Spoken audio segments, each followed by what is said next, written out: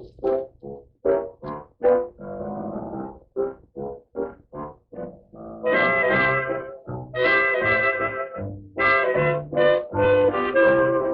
you can see, we're not at the house today. Our next life story takes us to the stables. The stables at Wentworth Woodhouse are some of the grandest in the country. In the early 1900s, this was the very heart of life at Wentworth. The social lives of the 7th Earl Billy Fitzwilliam and his wife Countess Maud revolved around horses. On their yacht, Shamara, they hosted horse show parties in lavish style. Billy played polo with enthusiasm and skill. At home at Wentworth Woodhouse, they attended the races, rode, raced and hunted. But none of it would have been possible without the outdoor servants. Back in 1911, just a handful of live-in servants managed the stables. It was a bustling community that included a chauffeur, a blacksmith, a stable keeper and 4 stable hands, but also the head groom, Tom Rishworth and his young family, and the club steward and his wife, who catered for the single men. It also included Ernest Whitworth, the groom, the only servant at the stables expected to wear livery. I'm 26, single and born in Wiston, Rotherham.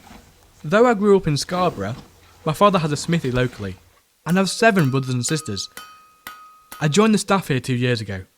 I was a volunteer in the Prince of Wales Home before that. I think that's why I got the job.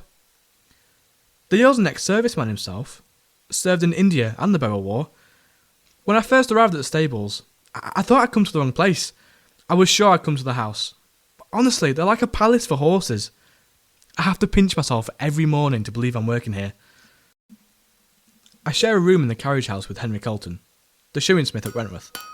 He's a couple of years older than me, but we have a good laugh. We've got a lot in common. I'm a blacksmith's son, and he's a blacksmith. My family think my lodgings are the height of luxury. At least I have a bed to myself, not like back home. But I wouldn't say I had it exactly easy here. While Tom Dawes, our stable keeper, and the 4 stable hands clean and muck out the stables, my first job of the day is to feed and water all the horses in the stables, when they're not out in the paddocks.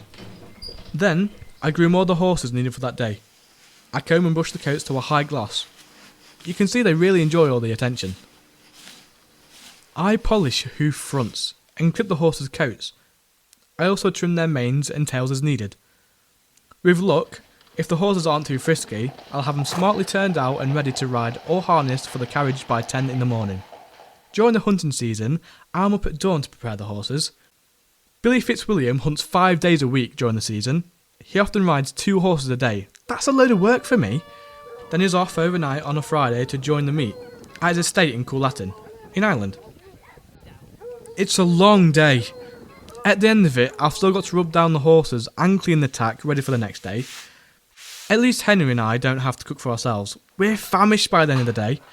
Annie Frost, she's the club steward's wife, has food on the table for us every evening. Then I'm pretty well ready to fall into bed, I can tell you. But being a groom isn't my only job here. When the Earl set up his new territorial force, I was one of his first recruits. I took my oath on the 31st of March 1909 at Wentworth, and joined the West Riding Royal Horse Artillery. Battery HQ was based at Wentworth, and indeed the gun park was the area where the Royal Horse Artillery guns were stored and maintained. I did my first training under canvas with the rest of the battery that summer in Wentworth Park. He trained under Battery Sergeant Major Tom Rishworth, the Wentworth hunting groom, who had been an instructor at the Royal Arsenal in Woolwich, and who was to earn a well-deserved reputation for turning out outstanding men and officers during World War I. By August 1910, the Wentworth Gunners were ready to take part in larger-scale military exercises on Dartmoor. We'd been looking forward to it for weeks. Some of the lads were hoping for a bit of sunshine and a break from routine. A lot of us have never been further afield than Scarborough. On Saturday 1st of August, the whole battery mobilised at 09:30. 240 men mustered at the stables. We rushed off our feet, getting the horses sorted and everything loaded onto the wagons. During the day, they served dinner and tea in the riding school. That were a mass operation in itself, I can tell you. But they did us proud. By 17:30 hours, 120 horses and all us men were loaded onto 2 overnight special trains bound for Dartmoor. We arrived at Oakhampton the following morning, having got very little sleep on the way down. Then we had to face a stiff 2-mile climb up to our encampment. The weather was dire, and that was just the start of it. The horses stand up to their fetlocks in mud, in which the men sink into the mud up to their boot tops. All approaches to the camp are simply quagmires, and rivulets become mountain torrents. Target practice was delayed by 2 hours and then cancelled, in spite of the plucky efforts of the drivers and their teams of wallowing horses who were exposed to drenching and driving rain on the windswept moors. With hindsight, the conditions that faced Ernest and the Yorkshire artillerymen on Dartmoor could not have better prepared them for the conditions in France in 1917. In 1912, Ernest left the stables and the Royal Horse Artillery to marry his sweetheart, Gertrude, and move back to Scarborough, where he took up a trade as a paper hanger and decorator. I got recalled to duty. I hoped I'd be fighting with my mates in Wentworth Gunners. I told them I'd already served with the Royal Horse Artillery, but the army being the army, they decided to send me elsewhere. I was to join a new group, the Machine Gun Corps. It was a bit of a compliment, I suppose. They knew I had a knack for aiming and firing artillery. Ernest had been cherry-picked for this brand new elite fighting force. They took only the very best and cleverest, skilled in mathematics, trigonometry and calculus, all essential for aiming and operating the Vickers machine guns.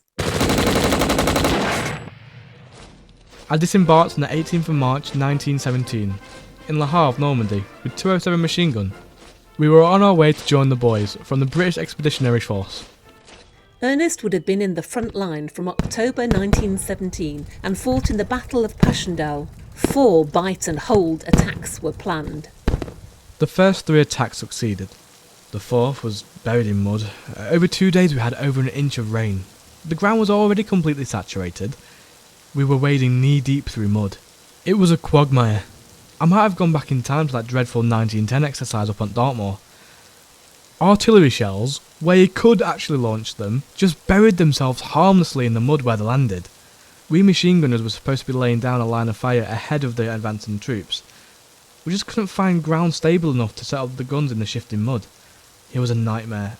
I still remember the taste of mud in my mouth.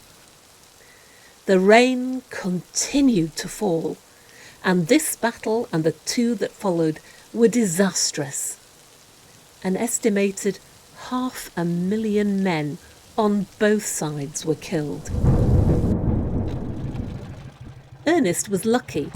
His machine gun corps company was transferred to the campaign in Mesopotamia, in what is now called Iraq. Though he was plagued by illness and injury, he suffered dysentery, chronic headaches, inflamed feet and a dislocated knee, he survived. The war officially ended at 11 a.m. on the 11th of November 1918. But it was another 14 months before he made it back home.